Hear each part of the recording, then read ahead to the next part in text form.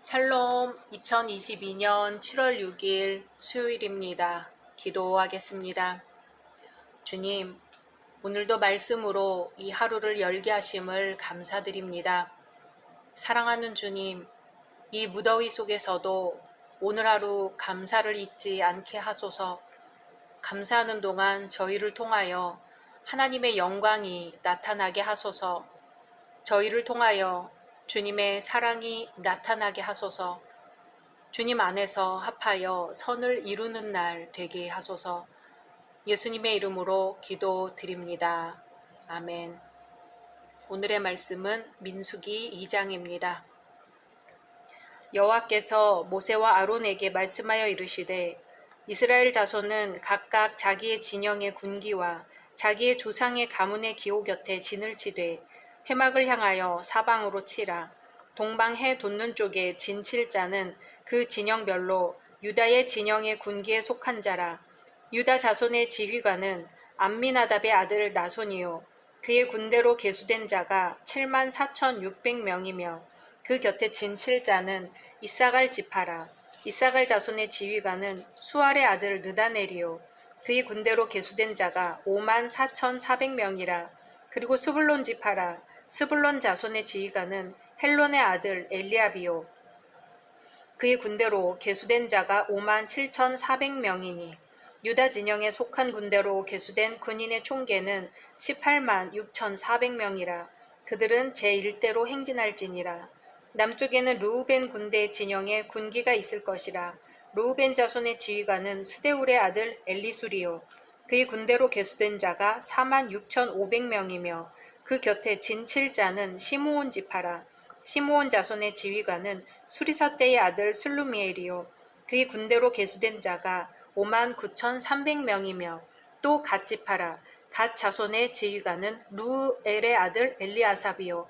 그의 군대로 계수된 자가 45,650명이니 르우벤 진영에 속하여 계수된 군인의 총계는 151,450명이라. 그들은 제2대로 행진할지니라. 그 다음에 회막이 레위인의 진영과 함께 모든 진영의 중앙에 있어 행진하되 그들의 진친 순서대로 각 사람은 자기의 위치에서 자기들의 길을 따라 앞으로 행진할지니라. 서쪽에는 에브라임의 군대의 진영에 군기가 있을 것이라. 에브라임 자손의 지휘관은 암미훗의 아들 엘리사마요. 그의 군대로 계수된 자가 45,000명이며 그 곁에는 므낫세 지파가 있을 것이라. 므낫세 자손의 지휘관은 브다술의 아들 가말리엘이요. 그의 군대로 계수된 자가 32,200명이며 또 베냐민 지파라. 베냐민 자손의 지휘관은 기드오니의 아들 아비다니요. 그의 군대로 계수된 자가 35,400명이니 에브라임 진영에 속하여 계수된 군인의 총계는 108,100명이라. 그들은 제3대로 행진할지니라.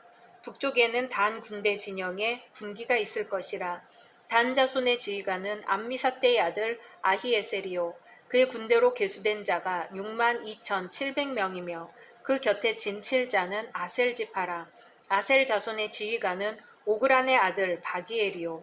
그의 군대로 계수된 자가 41,500명이며 또 납달리 지파라.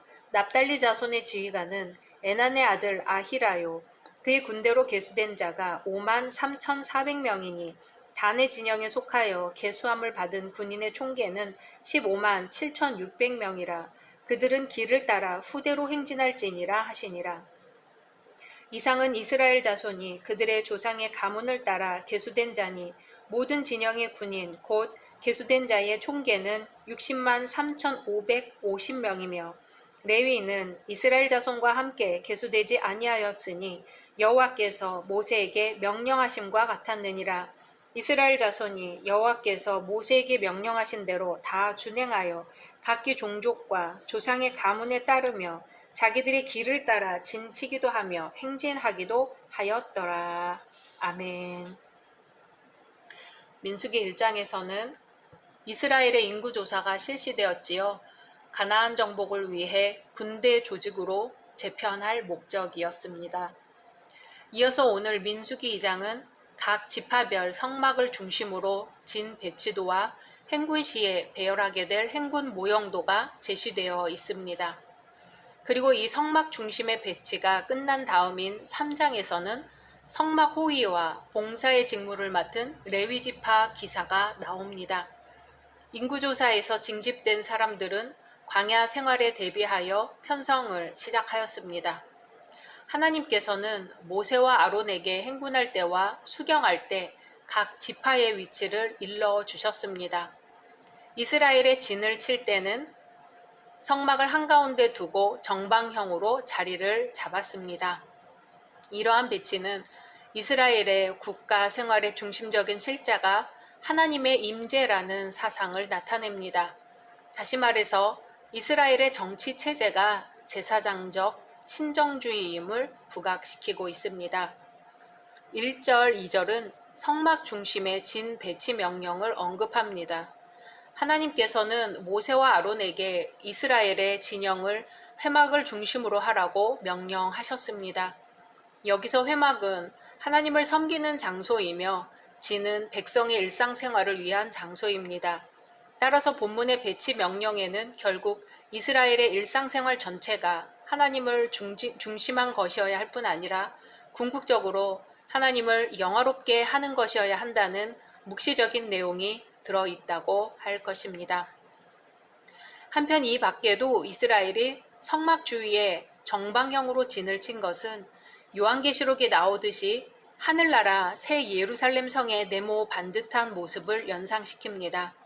사도 요한이 환상 중에 바라본 그 성은 사면의 문을 3개씩 갖고 있어서 모두 12문으로 되어 있었으며 각 문마다 이스라엘 12지파의 이름이 하나씩 기록되어 있었습니다. 그러니까 광야에 세워진 성막과 그 주위에 잘 정렬된 진들은 천국의 질서와 아름다움을 상징한다고 볼 수 있습니다. 메소포타미아의 점술가인 발람은 이를 보고 야곱이여 내 장막이, 이스라엘이여 내 거처가 어찌 그리 아름다운고라며 예찬하였습니다.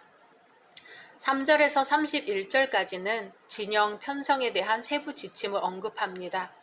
3절에서 9절은 유다 진기에 속해 동편에 위치할 선발대, 10절에서 16절은 루벤 진기에 속해 남편에 위치할 제2대, 17절은 회막을 중심한 레위인의 진, 18절에서 24절은 에브라임 진기 아래 있어 서편에 위치할 제3대, 25절에서 31절은 단 진기에 속해 북편에 위치할 제4대 등의 순서로 기록되어 있습니다.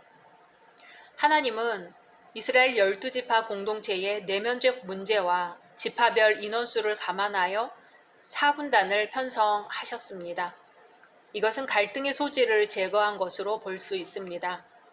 성막 주위의 4군단은 야곱의 처첩 출신별로 구분되었음을 알 수 있습니다.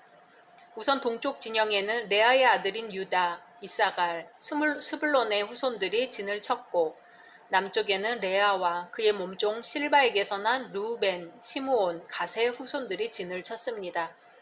서쪽에는 라헬의 두 아들 요셉과 베냐민의 후손들이, 북쪽에는 레아와 라헬의 몸종인 실바와 비라가 낳은 단, 아셀, 납달리의 후손들이 진을 쳤습니다. 사사시대에 지파 상호 간의 대립이 심각했음을 감안할 때 비교적 친숙한 지파끼리 모이게 한 것은 현명한 처사였습니다. 이로써 진영별 단결도 잘 되었을 것입니다. 32절에서 34절은 하나님께 순종한 이스라엘을 언급합니다. 레위인을 제외한 이스라엘 군사의 총계가 60만 3,550명이었음을 보여줍니다. 본문은 이스라엘이 성막 중심의 진 배치를 하라는 하나님의 명령에 온전히 순종했음을 강조하고 있습니다. 그들은 어떤 이유로도 하나님의 뜻을 거스르지 않았으므로 하나님으로부터 최대의 안전을 확보할 수 있었습니다. 사실 출애굽기와 민수기 그리고 신명기에는 이스라엘의 불평 기사가 여러 번 언급됩니다. 그러나 특이하게도 군대 조직 문제를 둘러싼 잡음은 전혀 들리지 않습니다. 레위 지파가 병역 면제 혜택을 받은 것에 대한 질투도 없습니다. 오늘날 십자가 군사된 교회에 몸담고 있는 성도들은 이를 귀감으로 삼아야겠습니다.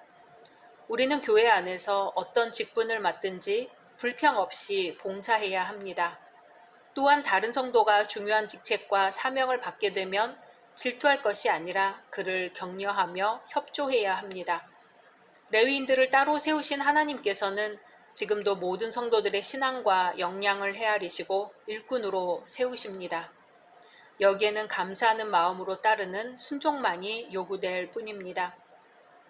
가나안을 향하는 이스라엘은 회막을 중심으로 3개 지파가 한 부대가 되어 회막 사면에 진을 쳤습니다. 이런 진의 배치는 하나님 중심의 전투 대열 및 생활을 의미합니다. 이스라엘 12지파들이 그들의 삶 중심에 하나님을 모시고 살았던 것처럼 우리 각자도 하나님을 중심에 모시고 살아야 합니다. 우리는 하나님의 성전이며 군대입니다. 따라서 하나님으로부터 나오는 영적인 힘을 공급받고 하나님의 명령에 순종할 때에야 비로소 하나님의 군사로서의 힘을 발휘할 수 있을 것입니다. 공동체 의식이 약해져 가는 오늘날 교회는 말씀 중심으로 성도 간의 화합을 이루어야 할 것입니다. 또한 교회는 죄의 담을 몸소 희생으로 허물어뜨린 그리스도의 사랑을 기억해 나와 내 가족, 그리고 이웃과 세상을 향해 전해야 할 것입니다. 각자 말씀 묵상하신 후 주기도문으로 마치겠습니다.